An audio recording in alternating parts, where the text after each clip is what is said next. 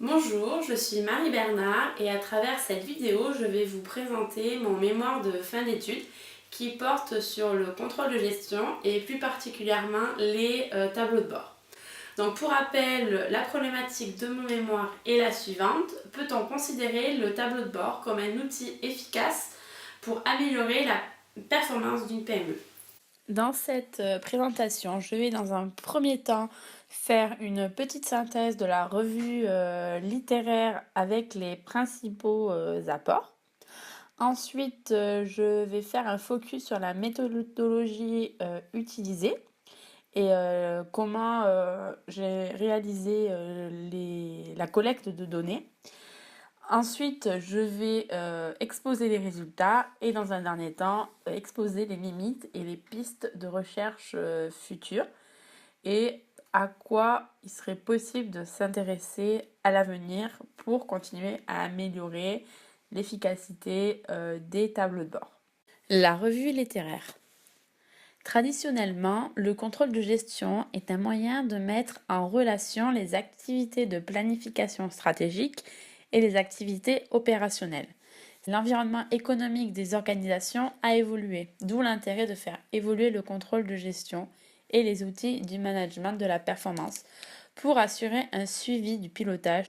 Le contrôle de gestion traditionnel est caractérisé par l'aspect financier des outils, alors que la nouvelle conception du contrôle de gestion est caractérisée à la fois par l'aspect financier, mais également par l'aspect non financier. Cette évolution va permettre aux entreprises de faire face aux nouveaux défis et aux nouvelles exigences du marché qui demandent rapidité et efficacité.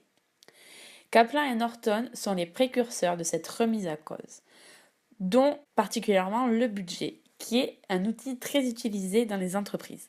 Hopwood, en 1997, met en avant le fait que les budgets sont facilement réalisables et utilisables dans un environnement stable et prévisible. Or, aujourd'hui, dans un environnement davantage concurrentiel et dynamique, le budget montre ses faiblesses. Dans une société concurrentielle, les entreprises doivent se démarquer et se différencier. Pour cela, il est nécessaire d'analyser plusieurs critères pour enrichir la stratégie des entreprises. Le budget ne répond plus à lui tout seul aux attentes. D'où l'intérêt du tableau de bord qui pourrait être une réponse aux nouvelles problématiques qui peut s'intégrer dans un environnement dynamique. En effet, l'intérêt du tableau de bord est qu'il regroupe des indicateurs financiers, mais également des indicateurs non financiers. Le tableau de bord se présente comme un ensemble d'indicateurs peu nombreux conçus pour permettre aux gestionnaires de prendre connaissance de l'état de l'évolution des systèmes qu'ils pilotent et d'identifier les tendances. On y retrouve des indicateurs, bien sûr, de finances, comme le niveau d'évolution de la performance financière, mais on y retrouve aussi des indicateurs de clients, qui sont tous les indicateurs autour de la clientèle, comme le taux de satisfaction. On y retrouve aussi le processus interne, c'est tout ce qui est la gestion des opérations et le processus pour favoriser l'avantage concurrentiel. Et pour finir, il y a aussi des indicateurs d'apprentissage organisationnel qui regroupent tous les moyens humains. Les tableaux de bord peuvent aider certaines entreprises à piloter leurs performances, dont les PME. Les PME évoluent dans un environnement en constante mutation où les évolutions vont vite. Il est donc nécessaire pour elles de prendre des décisions rapides en ayant le maximum d'informations, d'où l'importance de la mise en place d'un système de management adéquat. Le tableau de bord est un outil flexible et peut s'adapter à chaque organisation. L'utilisation du tableau de bord dans les PME vont leur permettre d'accroître leur compétitivité et de faire face à l'incertitude environnementale. De plus, le tableau de bord permettrait aux dirigeants des PME de motiver leurs managers. Néanmoins, certaines PME manquent de ressources financières et humaines et également de temps pour travailler et construire les tableaux de bord. L'utilisation du tableau de bord reste donc marginale. Donc dans cette première partie et dans cette revue littéraire, le but est de comprendre comment le contrôle de gestion a évolué et les facteurs qui vont influencer les caractéristiques des tableaux de bord et qui peuvent par conséquence assurer ou non un bon pilotage de la performance. Grâce à cette revue littéraire, nous avons pu en tirer des hypothèses pour savoir si les tableaux de bord sont un moyen efficace pour le contrôle de la performance des PME. Cela fera l'objet de la partie suivante de la présentation. Méthodologie et collecte des données. Comme nous l'avons vu précédemment, l'utilisation des tableaux de bord dans les PME reste marginale et dépend de chaque organisation. C'est pour cela que grâce à la revue littéraire, il a été possible d'en tirer des variables qui vont jouer un rôle dans l'organisation. Dans cette partie, nous allons déterminer les facteurs qui influencent la présence des tableaux de bord dans les PME et qui peuvent conduire à un pilotage efficace de la performance. La première hypothèse concerne la taille. Plus l'entreprise augmente et devient grande en termes d'effectifs, plus les tableaux de bord sont sophistiqués dans l'utilisation et dans la conception. D'après Bajan Banaska, plus la taille de l'entreprise est grande, plus il y a d'outils de gestion et plus ces outils sont compliqués et sophistiqués. Chapelier, dans son étude, constate que ce sont les PME les plus grandes qui développent un contrôle de gestion plus sophistiqué.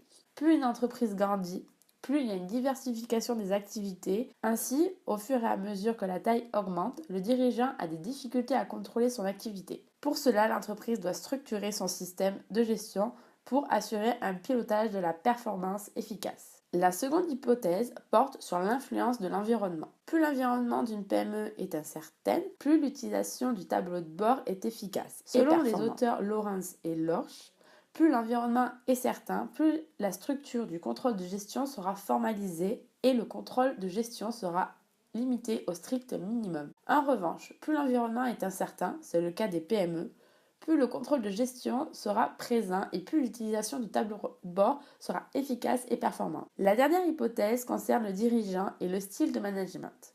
Plus le dirigeant délègue, plus le contrôle de gestion sont efficaces dans la performance de la PME. Le dirigeant d'une PME a une forte influence sur la gestion, car la plupart du temps, c'est le créateur de son entreprise. Il tient à garder la main sur son entreprise. Il a donc tendance à imposer ses motivations en fonction de ses connaissances personnelles et professionnelles. Donc, pour tester les différentes hypothèses, une méthodologie quantitative a été mise en œuvre. Toutes les données ont été collectées par le biais d'un questionnaire en ligne construit avec le logiciel Google Forms. Le choix de cette méthode s'est révélé adéquat car dans cette étude, nous cherchons à décrire, expliquer et prédire la participation du tableau de bord dans la performance d'une PME.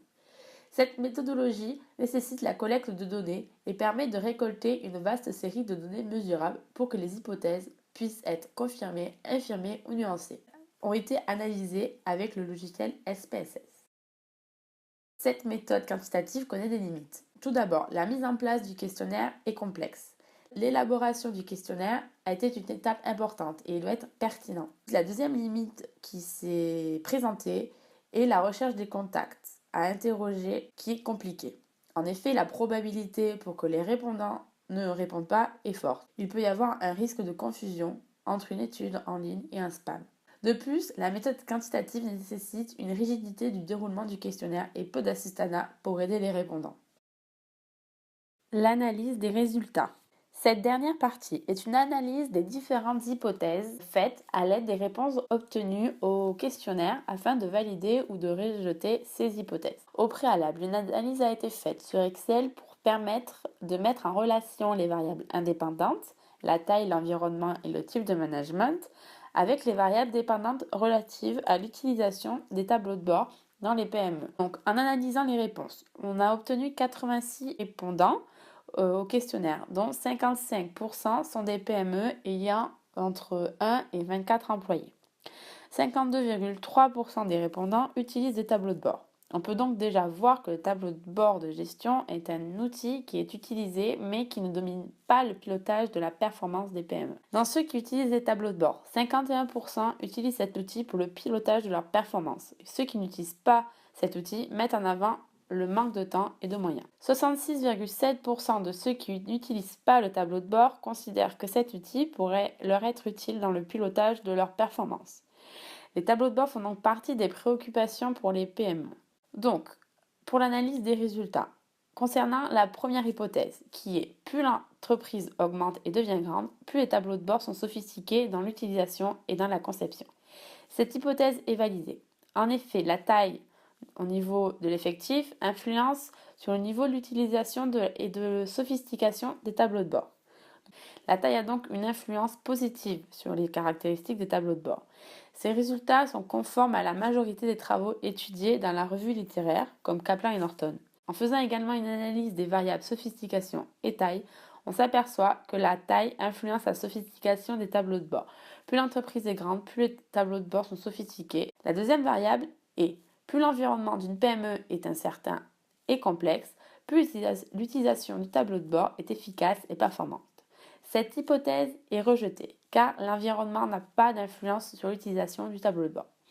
Pour étudier cette hypothèse, nous avons pris comme variable l'environnement et l'utilité du tableau de bord.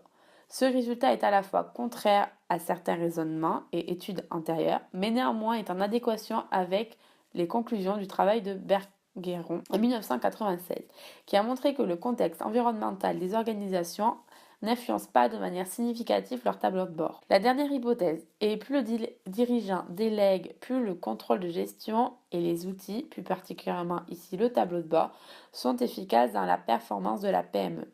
Cette hypothèse soutient l'idée qu'il existe une relation entre le style de décision du dirigeant et le degré d'efficacité des pratiques du tableau de bord des PME. Cette hypothèse est validée car les résultats mettent en avant l'existence d'un lien significatif entre les variables. Cette conclusion confirme en partie les résultats de l'étude de Germain en 2000.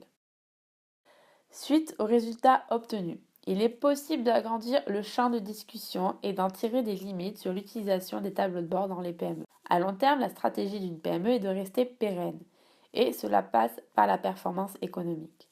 Cette conduite de la performance peut différencier d'une PME à l'autre. Les PME qui n'utilisent pas les tableaux de bord placent souvent cet outil comme une activité annexe et le considèrent comme une contrainte de temps, d'argent et de connaissances. Pour mettre en place des tableaux de bord, les dirigeants doivent impliquer leurs salariés et leur demander de consacrer une partie de leur temps. Cela n'est pas forcément évident dans une PME car elles sont soumises à des contraintes d'effectifs et d'administratifs.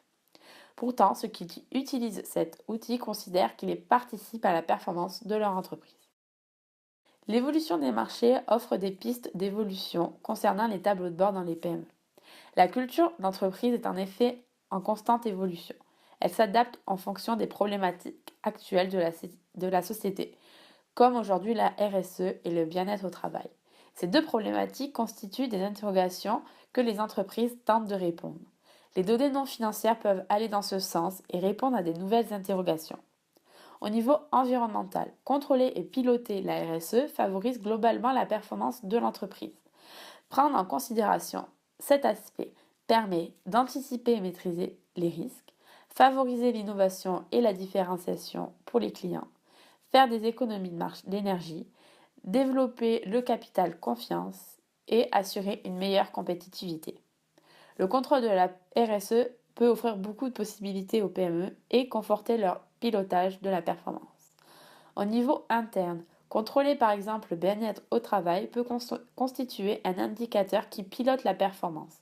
En effet, le bien-être au travail conduit indirectement à l'amélioration de la productivité et développe la performance sociétale. La performance sociétale peut être un nouveau terrain à piloter car elle offre de nombreuses opportunités de performance. Cependant, la RSE reste pour beaucoup trop austère et reste seulement un effet de mode. Donc, pour conclure et répondre à la problématique de la recherche, peut-on considérer le tableau de bord comme un outil efficace pour améliorer la performance des PME? Nous pouvons dire que lorsque le tableau de bord des PME est sophistiqué, le pilotage de la performance des PME est plus efficace. Le tableau de bord permet de suivre un ensemble d'indicateurs qui donnent aux dirigeants de PME la possibilité de piloter efficacement leur performance. Ce n'est pas l'outil principal d'une PME, mais ceux qui l'adoptent considèrent que c'est un outil important pour le pilotage de leur performance. Le tableau de bord est également pour les dirigeants de PME un moyen d'avoir une vue d'ensemble sur leur activité et faire face à la concurrence. Plus le tableau de bord introduit des données financières et non financières, plus l'information est large et complète pour adopter la bonne stratégie. Le tableau de bord doit être adapté en fonction du style de décision de l'entité.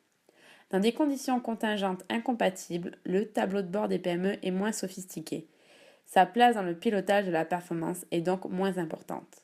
En revanche, dans des conditions contingentes compatibles, le tableau de bord devient plus sophistiqué et par conséquence, sa place dans le pilotage de la performance des PME devient importante. Quels sont les apports de cette étude? Donc chaque PME a ses spécificités et doit s'adapter à son environnement. Les contraintes ne sont pas les mêmes en fonction des marchés et des concurrents. Et les outils et les indicateurs de performance sont en constante évolution et demandent aux PME d'être capables de s'adapter pour assurer toujours un pilotage de la performance efficace. Merci de votre attention.